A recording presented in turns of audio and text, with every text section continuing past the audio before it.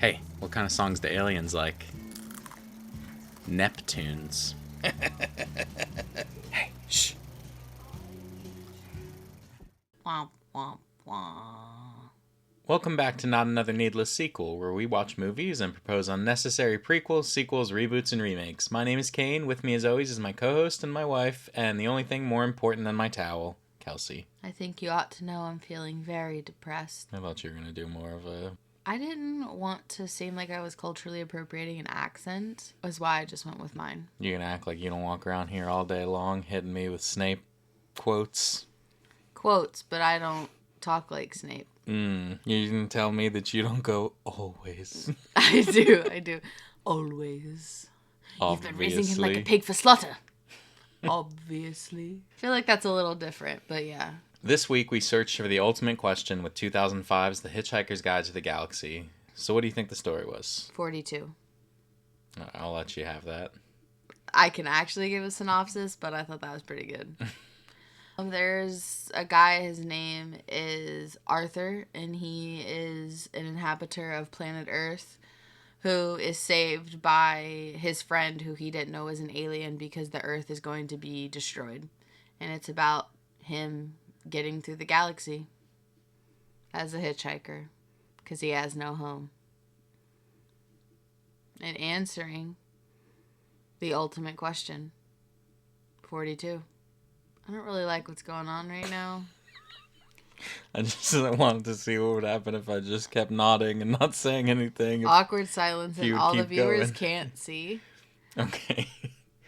So, the movie opens up explaining basically the Earth is... Stop. don't nod I just back wanted at to me. see would it be funny if I just kept nodding while you just kept going. The movie opens up explaining that Earth is going to be destroyed and all the dolphins are leaving. I thought it was kind of funny that they mention, because they say the dolphins were smarter than the humans, they say that humans are only the third smartest thing on Earth. They don't say what the other one is. So long and thanks for all the fish. Yes. I would just like to say that the opening scene of all of the dolphins singing, it set the tone for the movie. That's like your catchphrase. Yeah. I have to get a saying set the what's tone in every... I have to get a set the tone in every episode. I must. You should have heard how many times you said it in the last... I cut it out several times in the last episode because I was like, this is getting ridiculous. She keeps saying it. And I said it too, and so then by the time we got to your third or fourth one, I was like, this has to go. Y'all, he's in a wild mood tonight.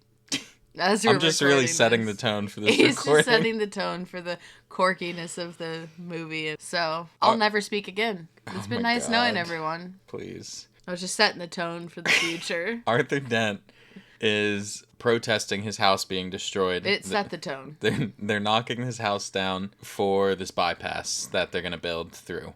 And this is how, most Hitchhiker's Guide things start. I will say that this is just one of many versions of the Hitchhiker's Guide to the Galaxy. It started out as a BBC radio comedy series. It's gone on as 2 recorded albums, 6 novels, a television series, a computer game, a stage show, a comic book, a video, and this movie. And what makes them think this was better than all the rest? Well, they don't, because the various versions all follow the same basic plot, but they're in many places mutually contradictory because the creator, Douglas Adams, rewrote the story each time. So he's involved with all of it. He just wants that money. It's a money grab. Well, he's dead now, so maybe don't spit on him like that. I didn't spit on him, but in the time, do you not think it would have been a money grab to just be like, I'm going to take this book and constantly rewrite all these adaptations for it? People were asking for this. I know, I'm just saying. Like, it was very popular, and people just kept wanting more, and every time he got involved, he was like, all right, I'm going to rewrite it a little. Like, he would have got paid the same way, I think, either way. Well, and if anything, he's doing more work he didn't have to do. I guess that's true. He is worried about his house getting destroyed, but then his friend, Ford Prefect, shows up and is like, this shit don't matter, come with me, we're gonna go get a beer.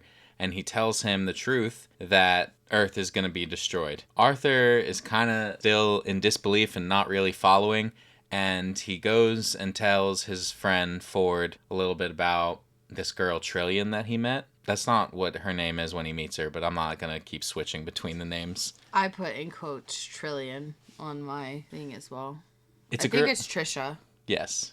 But he meets her at a party and they are hitting it off, but then she is like, I want to leave. I want to travel like the world. My favorite thing at that costume party, though, is when he's like, I usually don't come to stupid things like Oh. this, and the music cuts off so everyone hears what he's saying. Well, she is dressed as, fuck, I can't think what she's dressed as, but she says nobody gets the costume but you. And he's like, oh, well, the people that come to this are normally idiots. And she's like, what? And he said, I said everyone here is idiots. And the Yeah. music cuts out and he's like, oh, She also God. is the only one who recognized what he was, which was Charles Darwin.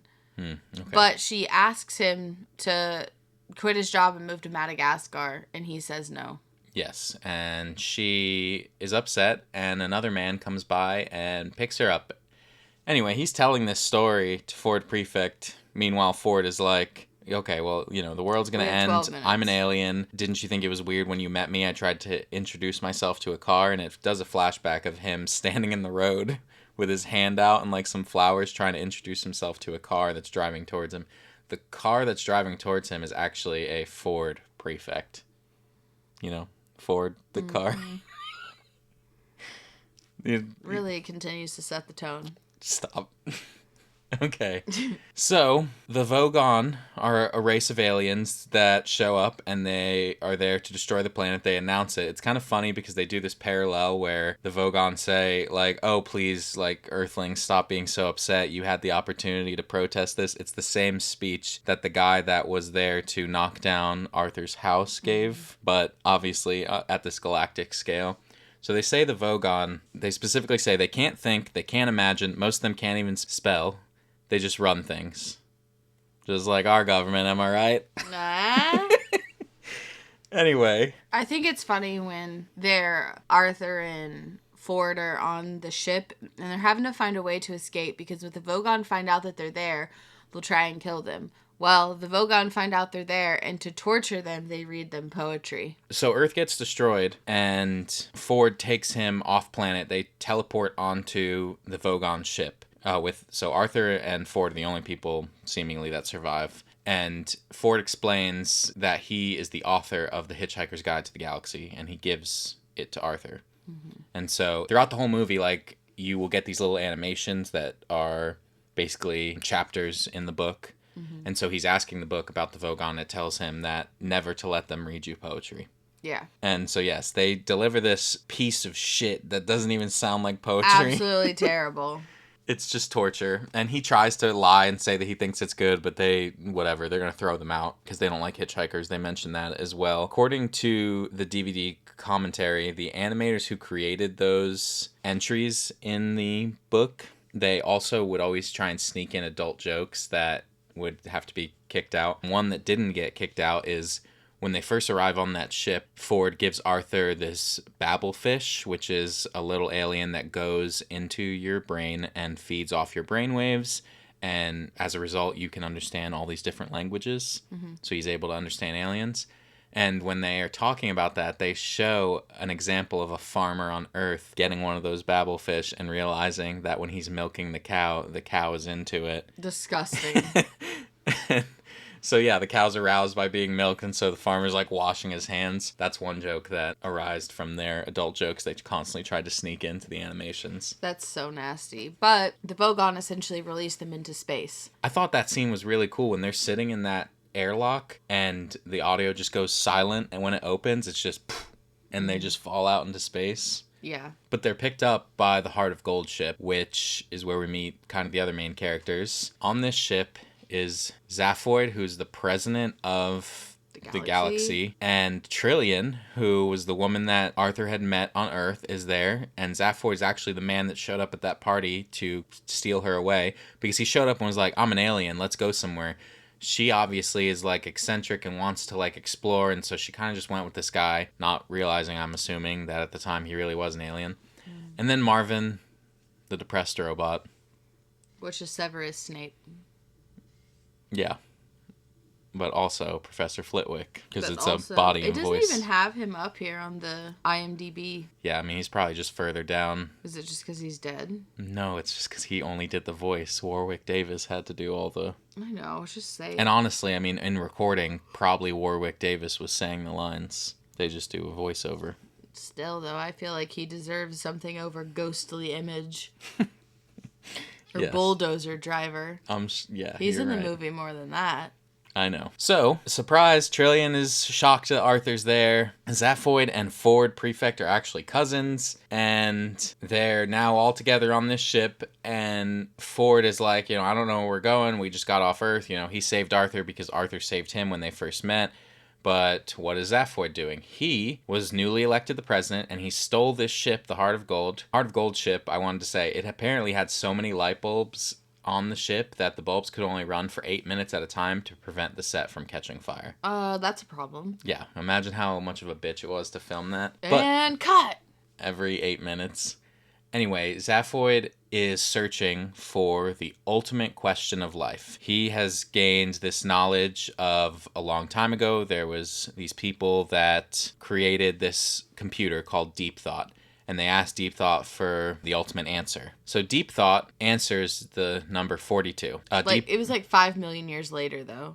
Yes. They said come back in however many years, and I'll tell you the answer to what you desire, the question or something. Deep Thought actually gives the answer 42 exactly 42 minutes into the movie. But it's well played. They're like, 42, that doesn't make any sense. And Deep Thought's like, well, yes, it does. You just don't know the question. That's the answer, though. But to know what the question is, I have to create a new computer, a computer so powerful that it'll be run by life itself. The computer is actually Earth, which is revealed later in the movie. Earth itself was a supercomputer that was supposed to provide this question to Deep Thought, where the answer is apparently 42. Zaphoid wants to find the question, and so that's what his trip is about. And Ford and Arthur go with him. I will say, I do want to say at some point, Trillian doesn't know that the Earth is destroyed at first. And Arthur makes a comment like, there's really no going back, is there? And she doesn't understand what he means. Well, then Zaphoid threatens him and tells him not to tell her. And by doing that, he takes off the top of his face and has a face underneath it because he had a lobectomy, part of his brain, right? They said that it's illegal to be the president with a full brain. Yeah, so he had part of his brain removed to be the president, and then his alternate personality, which is more evil, threatened Arthur. And yeah, Billy Bob Thornton. That's who it looked like. It's just him again. I know, but that's who it looked like. I'm telling you. Okay. So they don't really know where they're going. They're trying to get to this place, Magrathea, to talk to Deep Thought. Mm-hmm. But Magrathea, there's no way to get there, or nobody knows how to get there. And they end up arriving to meet Huma Kavula, who was Zaphoid's presidential opponent. Because the way that they travel is the ship, the Heart of Gold, has a probability drive instead of a hyperspace drive. And the probability drive kind of just throws them places. So they get to Huma Kavula. He actually has the coordinates to Magrathea, but he's trading them because he wants this gun that's there with Deep Thought called the Point of View gun. And that's the only reason he gives it to them. Mm-hmm. Huma Kavula is actually a new addition to the story of The Hitchhiker's Guide to the Galaxy. Super gross. Disgusting. Okay, wow. And threatening. Is it because it's John Malkovich? You just don't like him? Who's that? John Malkovich? Oh, it was him. I didn't know that was the dude's name. They agree. They now have the coordinates. They go to Magrathea. This whole time, by the way, they're being chased by the Vogon because Zaphoid stole the Heart of Gold ship and kidnapped himself. It's kind of a strange... So they're being chased by the Vogon and the people who protect the president this whole time. Yes. Anyway, they get to Magrathea. Deep Thought explains that Earth was the supercomputer, and so now there's really no way to get the ultimate question because Zaphoid's actually the one that signed off on having Earth destroyed in order to build a bypass through space. So, it's his fault. It all started with a bypass, and it was destroyed for a bypass. Yes. And then the bypass was destroyed. The bypass. They do get the gun, but meanwhile, Arthur did not follow them through this portal on Magrathea that led them to Deep Thought. He is intercepted by a man named Zlart Bartfast. And Zlart Bartfast is showing him that basically they have rebuilt Earth. They're in the process of it, and it's almost done. So he shows him New Earth and is like, hey, everything's going to be exactly the way that it was. Don't worry about it. But it turns out that... It's also run by rats. Well, the rats are actually the aliens that created Deep Thought originally. And they were already on Earth trying to get this answer, or this question, Which is the answer. kinda. But then Earth was destroyed, and so then they had this new one remade. But because Arthur's the only, like, person left, they're going to take his brain because they believe that they can get the ultimate question from his brain. And they're like, they have him strapped down, and they're gonna, like, take this razor and just cut his brain out. He just smashes them with a teapot, and that's the end of them. They kind of just disappear when he smashes them. You see them flattened for a second, but then they're just gone. Anyway, the Vogons also arrive at the same time to finally, I guess, arrest everybody for kidnapping the president. But Marvin, the depressed robot, picks up the point of view gun and he shoots it at all the Vogon, and they all just fall to their knees and they're like, I'm too depressed to even go on. Yeah. They just don't want to do anything. But also Zaphoid's like, hey, I'm not pressing charges. Like, I kidnapped myself. You know, these people are fine. And so that just kind of stops the chase there. And Earth is remade. Arthur doesn't care. He has grown. He's not going to stay on Earth. He's going to travel with Trillian and Ford. And Zaphoid goes back to being the president. I guess Marvin would probably stay with them. It seems like they keep the Heart of Gold ship. Yeah. And he says, well, I know this little restaurant at the end of the universe. And that's the end of it. The budget for this movie was about $45 to $50 million. And it did exceptionally well at the box office. It made $104.5 million. It's not that much. But I gave the movie a 3.5 out of 5. While I really like this movie, I think the ending is very messy and just closed up. They're just like, okay, let's and then it's over. They spent all this time building stuff, and I think they had too many side points, and then they had to try and tie it all up quickly at the end.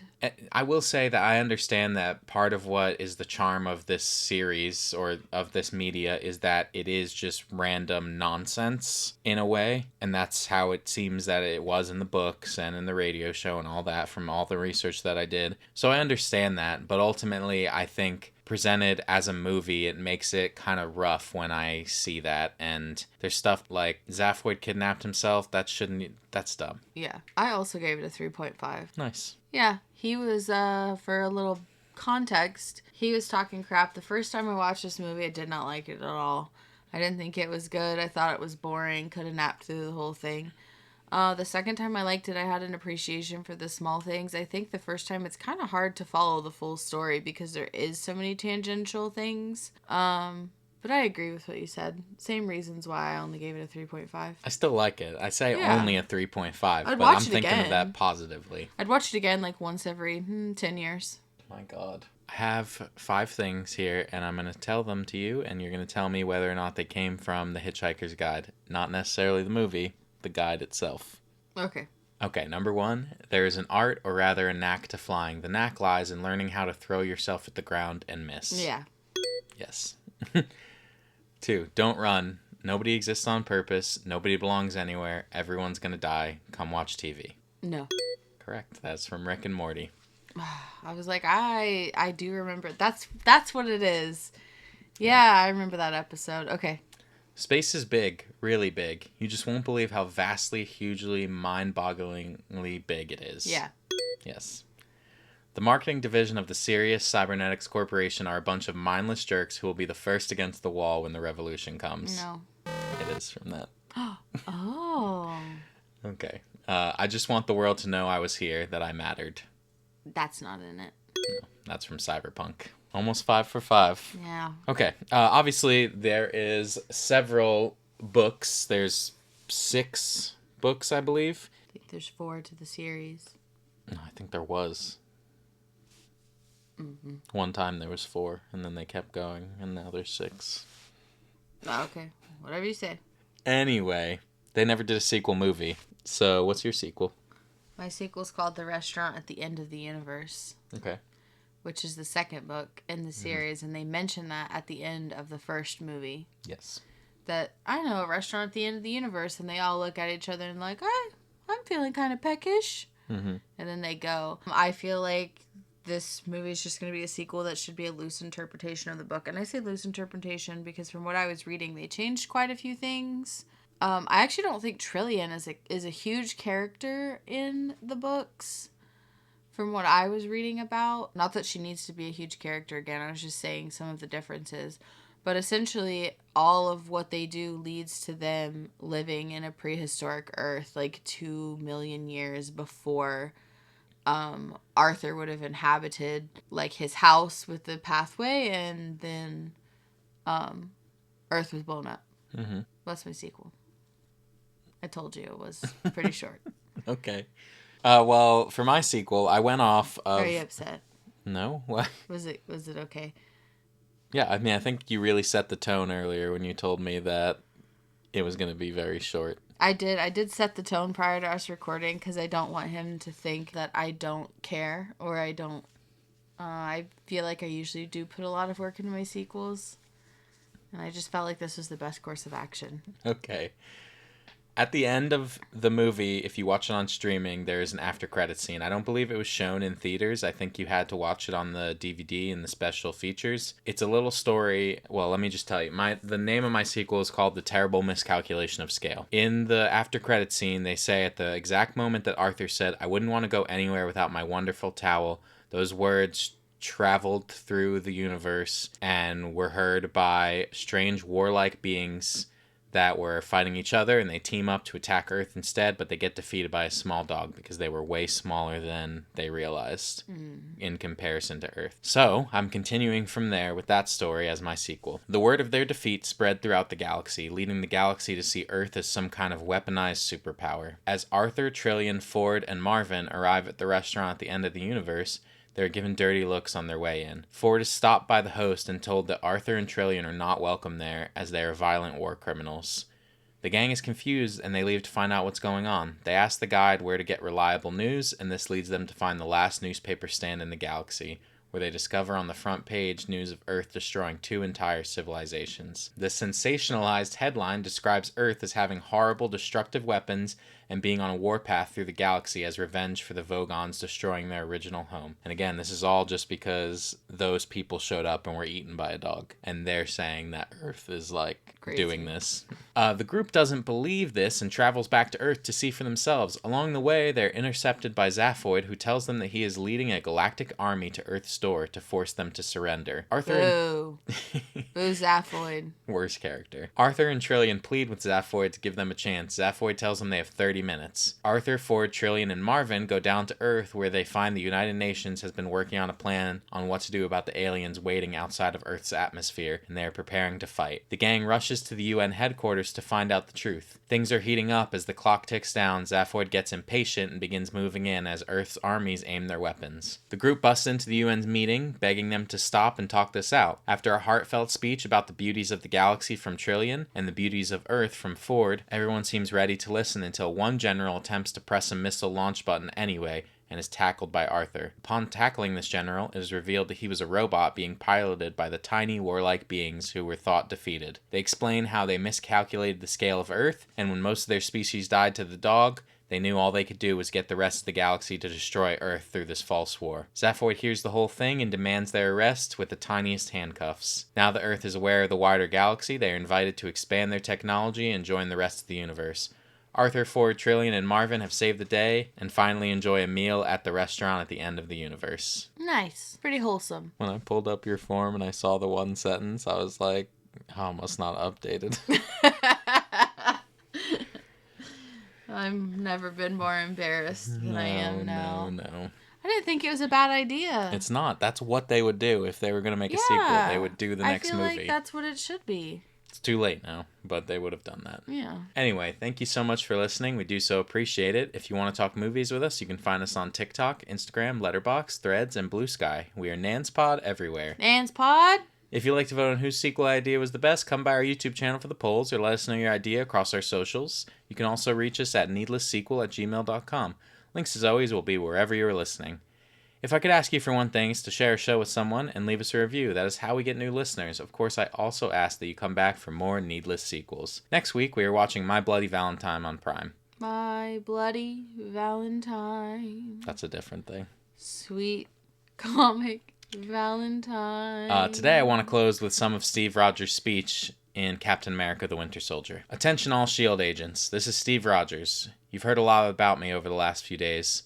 Some of you were even ordered to hunt me down, but but I think it's time to tell you the truth. S.H.I.E.L.D. is not what we thought it was. It's been taken over by Hydra. They almost have what they want, absolute control, and it won't end there, unless we stop them. I know I'm asking a lot, but the price of freedom is high. It always has been, and it's a price I'm willing to pay. And if I'm the only one, then so be it, but I'm willing to bet I'm not. Take care of yourselves, everyone. We will see you next week. Bye!